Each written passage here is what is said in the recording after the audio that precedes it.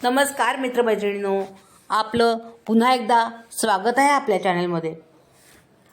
नुकतीच मकर संक्रांत होऊन गेली आणि या दरम्यान सर्वत्र आपण बघतो की साधारणपणे रथसप्तमीपर्यंत सगळ्यांकडे हळदी कुंकवाचा कार्यक्रम असतो किंवा वाण देण्याचा कार्यक्रम असतो. आणि त्याबरोबरच आपण एक गोष्टसुद्धा लक्षात येते आपल्या, की प्रत्येक घरात जिथं कुठं लहान मुलं असेल किंवा 1 ते 5 वर्षापर्यंतची जी मुलं असतील त्यांच्याकडं बोरन्हाण केलं जातं.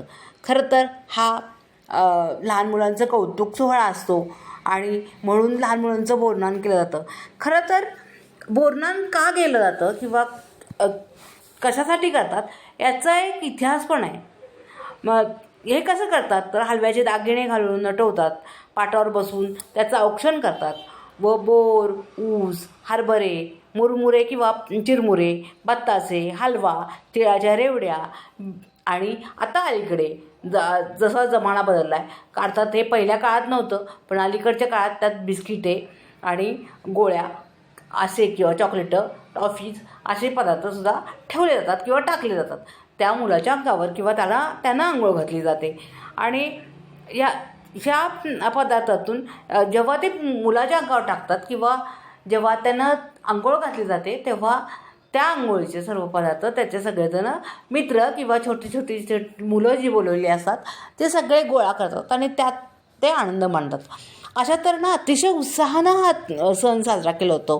पण का केलं होतं बोरन्हाण हे आपल्याला साधारणपणे माहितीच नाही, कारण प्रत्येक वर्षी आता तर मला वाटतं की साधारणपणे वर्षातून एकदा केलं तरी चालतं ते बोरन्हाण.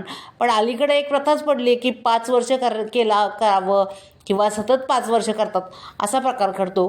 आणि त्यामुळे अर्थात हा एक हौसेमौजेचा भाग आहे म्हणून ते केलं जातं. खरं तर रीतिरिवाजाप्रमाणे त्याचं 1 वर्षच बोरन्हाण करतात आणि ते पहिलं वर्ष असतं किंवा 1 वर्ष पूर्ण झाल्यानंतर ते छोटं बाळ असतं किंवा नुकतंच 1 वर्ष झालेलं असतं, बसता येत असतं त्याला, तेव्हा केलं जातं हे बोरन्हाण.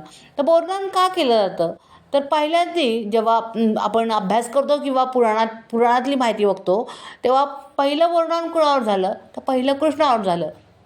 अर्थात कृष्णावर का तर करी नावाचा एक राक्षस होता आणि त्याची कृष्णावर वाईट दृष्टी होती आणि ती दृष्टी लागू नये म्हणून त्यांना सांगितलं गेलं की त्याचं बोरन्हाण करा, म्हणजे त्याच्यावरची दृष्टी निघून जाईल, त्या राक्षसाची दृष्टी निघून जाईल आणि तो चांगल्यापणे आयुष्य जगू शकेल असं सांगितलं गेलं. आणि त्याप्रमाणे त्याचं बोरन्हाण केलं गेलं.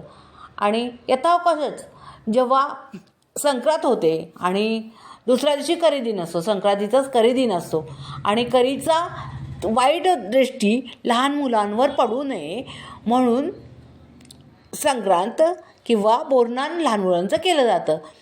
ते बोरन्हाण करत असताना आपण बघतो की ऊस, बोरं, हरभरा किंवा रेवड्या ज्या तिळाने गुळाच्याच असतात त्या असे पदार्थ किंवा आता अलीकडच्या काळात चॉकलेट, बिस्किट, गोळ्या टाकल्या जातात. हे पदार्थ तसे बघितले तर त्या सीझनमध्ये उपलब्ध होणारे आहेत आणि ते पदार्थ अर्थातच मुलांकडून खाल्ले गेले पाहिजेत आणि ते शरीराला चांगले असतात. म्हणजे ज्यावेळेस जे वातावरण आहे त्याला प्रतिकारशक्ती निर्माण होण्यासाठी ते खाल्ले गेले पाहिजेत, म्हणून मुलांकडून ते खाल्ले गेले पाहिजेत, म्हणून साधारणपणे ह्या गोष्टी केल्या जात असाव्यात असं माझं मत आहे. कारण त्यावेळेस सवाष्णीने त्यांना ओवाळलं किंवा सवाष्णीने त्यांना बोरन्हाण घातलं तरीसुद्धा ते सगळं गोळा करायला लहान मुलंच असतात आणि अशा तऱ्हेनं ते बोरन्हाण केलं जातं. आणि अर्थातच लहान मुलाचा एक कौतुक सोहळा पण होतो. त्याला वेशभूषा पण कृष्णाचीच केली जाते किंवा सगळे हलव्याचेच दागिने असतात आणि असा तो आपला कृष्ण खूप देखणा दिसावा किंवा प्रत्येक आईची खटपट असते की त्याला एकदा कृष्णरूपात बघावं. अलीकडे फोटो स्टुडिओमध्ये फोटो काढणं किंवा असेही प्रकार आहेत, पण एकदा तरी आपल्या मुलाला कृष्णाच्या रूपात बघावं किंवा करीची वाईट दृष्टी साधारणपणे त्याचा अंमल असतो आणि तो अंमल कमी व्हावा किंवा वाईट दृष्टी कुणाचीही पडू नये आणि म्हणूनच आईवडील किंवा आई आपल्या मुलाचं बोरन्हाण करते आणि त्यामागचं हे कारण आहे जे मला समजलं ते. आणि अशा प्रकारे म्हणूनच आपल्याकडे सुद्धा हा अगदी अतिशय उत्साहाने अतिशय लाडाकोडात लहान मुलांचा तो सण साजरा केला जातो आणि सगळी मुलं हौशेनं मौजेनं अगदी बोरं आणि ते बत्ताशे मुरमुरे सगळं गोळा करायला, रेवड्या सगळं गोळा करायला, ते ऊस हरभरे सगळं गोळा करायला अगदी त्यावेळेस जमा होतात आणि ते त्यांच्याकडून खाल्लंही जातं. मैत्रिणींनो, ही माहिती तुम्हाला कशी वाटली? आवडली का? आवडली असेल तर लाईक करा, शेअर करा आणि हो, सबस्क्राईब करायला अजिबातसुद्धा विसरू नका. थँक्यू मैत्रिणींनो.